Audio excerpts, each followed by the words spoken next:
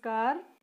9वीं कक्षा में संस्कृत पढ़ने वाले बच्चों का नीलम प्रवक्ता संस्कृत राजकीय वरिष्ठ माध्यमिक विद्यालय गिगनाऊ की संस्कृत कक्षा में स्वागत है। आज हम 9वीं कक्षा की पाठ्य पुस्तक शेमुषी भाग 1 के 9वें पाठ सिकता सेतु का अभ्यास करेंगे। तो आइए करते हैं। प्रश्न नंबर 1। अनधीतः तपोदत्तः कैः गर्हितः अभवत्। अनपढ़ तपोदत्त किन के द्वारा अपमानित हुआ। अनधीतः तपोदत्तः सर्वैः कुटुम्बिभिः मित्रैः जातिजनैः च गर्हितः अभवत्। अनपढ़ तपोदत्त सारे परिवार वालों, मित्रों और सगे संबंधियों के द्वारा अपमानित हुआ। प्रश्न नंबर 6। तपोदत्तः केन प्रकारेण विद्याम् अवाप्तुं प्रवृत्तः अभवत्। तपोदत्त किस प्रकार से विद्या प्राप्त करने के लिए तैयार हो गया। उत्तर। तपोदत्तः तपश्चर्यया विद्याम् अवाप्तुं प्रवृत्तः अभवत्।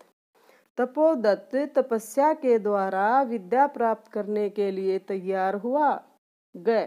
तपोदत्तः पुरुषस्य काम चेष्टां दृष्ट्वा अहसत्। तपोदत्त पुरुष की किस चेष्टा को देखकर हंस पड़ा। उत्तर। तपोदत्तः पुरुषस्य सिकताभिः सेतु निर्माण चेष्टां दृष्ट्वा अहसत्। तपोदत्त पुरुष की बालू के द्वारा पुल का निर्माण करने की चेष्टा को देख करके हंस पड़ा। घ। तपोमात्रेण विद्यां प्राप्तुं तस्य प्रयासः कीदृशः कथितः। तपस्या मात्र से विद्या प्राप्त करने का जो उसका प्रयास था वो कैसा कहा गया। तपोमात्रेण विद्या प्राप्तुं तस्य प्रयासः सिकताभिः सेतु निर्माण प्रयासः इव कथितः। तपस्या मात्र से विद्या प्राप्त करने का जो उसका प्रयास था वो बालू रेत के द्वारा पुल के निर्माण के प्रयास के समान ही बताया गया। प्रश्न नंबर 9। अन्ते तपोदत्तः विद्याग्रहणाय कुत्र गतः। अंत में तपोदत्त विद्या ग्रहण करने के लिए कहाँ गए। उत्तर। अन्ते तपोदत्तः विद्याग्रहणाय गुरुकुलम गतः। अंत में तपोदत्त विद्या ग्रहण करने के लिए गुरुकुल में गए। अब प्रश्न नंबर 2। भिन्न वर्गीयम पदम चिनुत। एक पद इन्होंने अलग छांट करके दिखा रखा है उदाहरण के तौर पर। यह था जैसे कि अधिरोढ़ुम गंतुम सेतुम निर्मातुम। तो ये जो दे रखे हैं इनमें से सेतुम पद अलग है। इसी तरह से जो आगे 3 हैं हम उनमें से भी अलग पद को चुनेंगे। अगला है क। निःश्वस्य, चिंतय, विमृश्य और उपेत्य। इनमें से अलग शब्द है चिंतय। ख। विश्वसिमि, पश्यामि, करिष्यामि, अभिलषामि। इनमें से अलग पद है करिष्यामि। तपोभिः, दुर्बुद्धिः, सिकताभिः, कुटुम्बिभिः। इनमें से अलग पद है दुर्बुद्धिः। अब करते हैं हम प्रश्न नंबर 3। रेखांकितानि सर्वनाम पदानि कस्मै प्रयुक्तानि। रेखांकित सर्वनाम पदों को किसके लिए प्रयुक्त किया गया है। अलम अलम तव श्रमेण। तव तव किसके लिए प्रयुक्त हुआ है कहानी में। किसको बोला है कि तुम प्रयास करने के लिए रहने दो। तव यह इति पदम पुरुषाय प्रयुक्तम। पुरुष के लिए यह पद प्रयुक्त हुआ था। और वास्तव में वे कौन थे। वो पुरुष जो मतलब पुल का निर्माण कर रहे थे बालू रेत से, वो थे इंद्र भगवान। तो वो कौन थे। पुरुष। तव इति पदम पुरुषाय प्रयुक्तम। तव पद का प्रयोग पुरुष के लिए प्रयुक्त हुआ था। दूसरा। न अहम सोपान मार्गैः अट्टम अधिरोढ़ुं विश्वसिमि। मैं सीढ़ी के मार्ग से अटारी पर चढ़ने में विश्वास नहीं रखता हूँ। इसमें अहम किसके लिए प्रयुक्त हुआ था। यह भी पुरुष के लिए प्रयुक्त हुआ था। जब तपोदत्त ने पूछा था कि भाई आप क्यों ये बेकार का प्रयास कर रहे हो, बालू से क्या कभी बन सकता है पुल, तब उसने ये कहा था। तो ये अहम इति पदम पुरुषाय प्रयुक्तम, अहम पद पुरुष के लिए प्रयुक्त हुआ था। तीसरा, चिंतितम भवता नैवा, भवता आप, ये पद किसके लिए प्रयुक्त हुआ था? आपने सोचा या नहीं, यह शायद तपोदत्त ने कहा था। भवता नहीं, तपोदत्त ने नहीं कहा था, यह पद पुरुष ने तपोदत्त को कहा था। भवता इति पदम पुरुषाय प्रयुक्तम, भवता यह पद भी पुरुष के लिए प्रयुक्त हुआ था। चौथा, गुरु गृहम गत्वा एव विद्या अभ्यासो मया करणीय है, मया मेरे द्वारा, गुरु के घर पर जाकर ही विद्या का अभ्यास मेरे द्वारा किया जाना है। तो ये मया पद किसके लिए प्रयुक्त हुआ था? गुरुकुल में जाकर के विद्या प्राप्त करने के लिए कौन तैयार हो गया था? तपोदत्त। तो मया इति पदम तपोदत्ताय प्रयुक्तम, यह पद तपोदत्त के लिए प्रयुक्त हुआ था। फिर है पांचवा, भवद्भिः उन्मीलितम मे नयन युगलम, आपने मेरी आंखें खोल दी हैं। तो ये किसने कहा था? तपोदत्त ने कहा था। मे इति पदम तपोदत्ताय प्रयुक्तम, यह पद तपोदत्त के लिए प्रयुक्त हुआ था। तो प्रश्न नंबर 3 का ख भाग देखिए।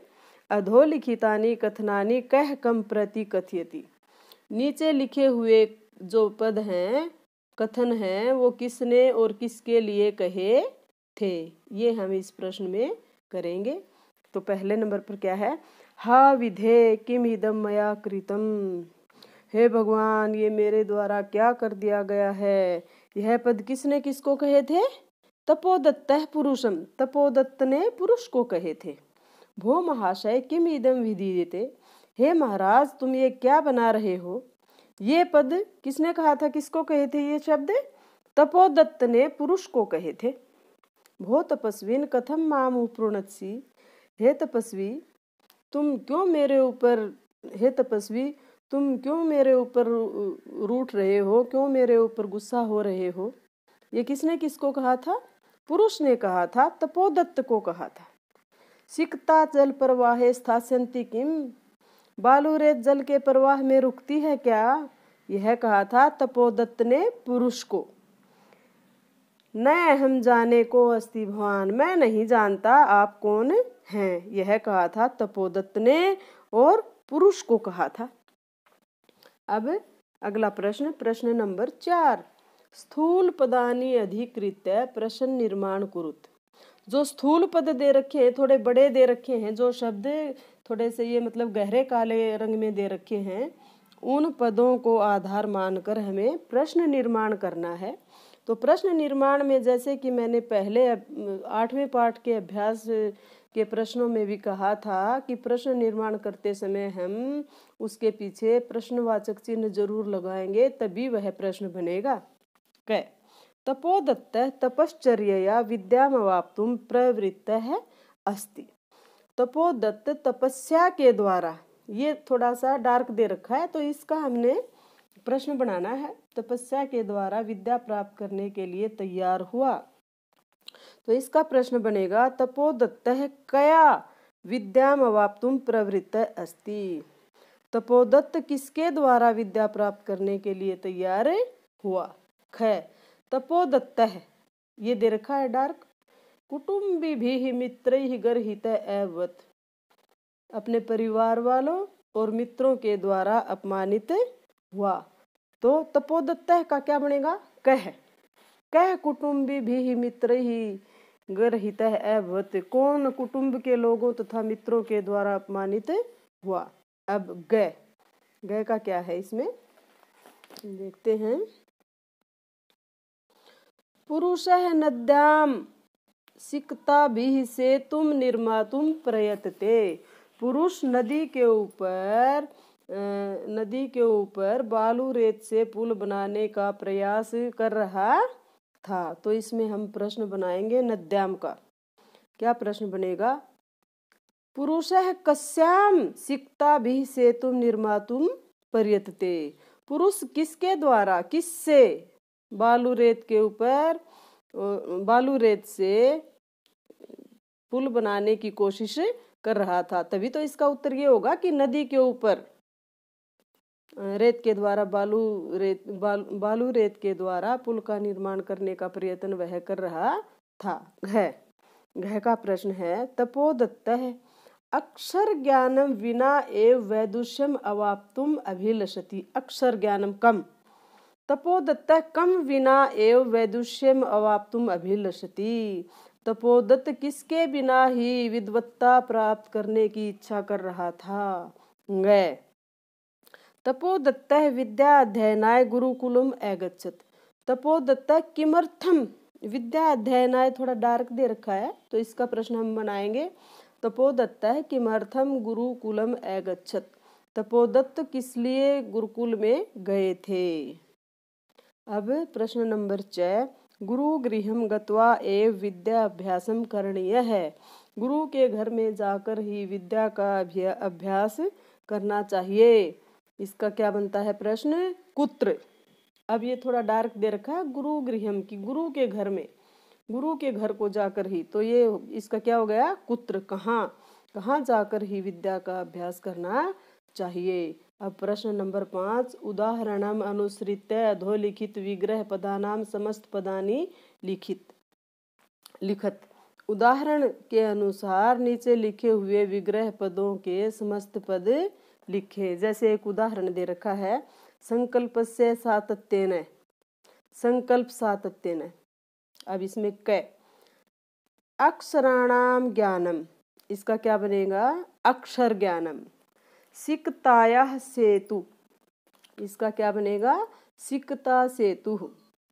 पितुः चरणैः, पितृचरणैः। गुरोः गृहम, गुरुगृहम। विद्यायाः अभ्यासः, विद्याभ्यासः। तो इस प्रकार से हमने विग्रह पदों के समस्त पद बनाए। उदाहरणम प्रश्न नंबर 6 उदाहरणम अनुसृत्य अधोलिखितानां समस्त पदानां विग्रहम कुरुत। 5 के प्रश्न में तो हमने क्या किया था विग्रह दे रखे थे और उनके समस्त पद बनाए थे, और अब समस्त पद दे रखे हैं हमें विग्रह पद बनाने हैं। एक उदाहरण दे रखा है नवयुगलम, नयनयोः युगलम, नयनों का जोड़ा। इसी तरह से अगला है जल प्रवाहे, इसका बनेगा जलस्य प्रवाहे। तपश्चर्यया, तपसः-चर्यया। जलोच्छल ध्वनि, जलोच्छलनस्य ध्वनि, जल के उछलने की ध्वनि। सेतु निर्माण प्रयास है, सेतु निर्माणस्य प्रयास है।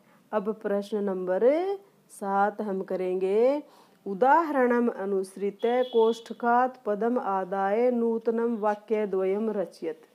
उदाहरण के अनुसार कोष्ठक से पदों को लेकर के 2-2 वाक्य बनाए। तो देखिए क, इसमें एक उदाहरण दे रखा है अलम चिंतय, तो इसका क्या बनाया अलम के योग में अलम जो होता है उसके योग में तृतीया विभक्ति का प्रयोग होता है। तो इसमें क्या होगा अलम भयेन, और फिर दूसरा वाक्य क्या बनेगा इसका अलम कोलाहलेन, भय करने को रहने दो, कोलाहल करने को रहने दो।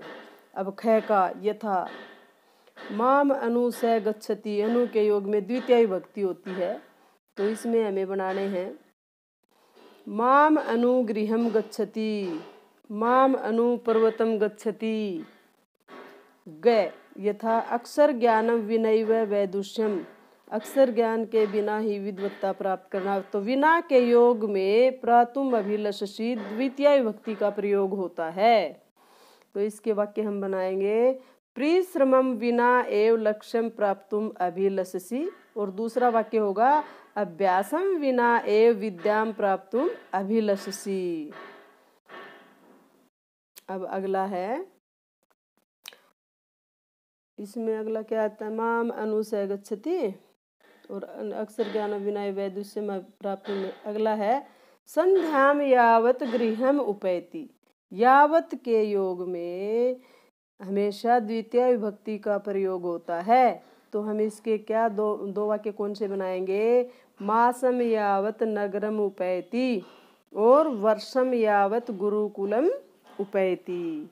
तो इस प्रकार से हमारे पाठ नंबर 9 सिकता सेतु का अभ्यास पूरा हुआ।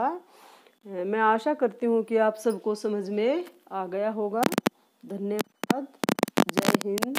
जयतु संस्कृतम।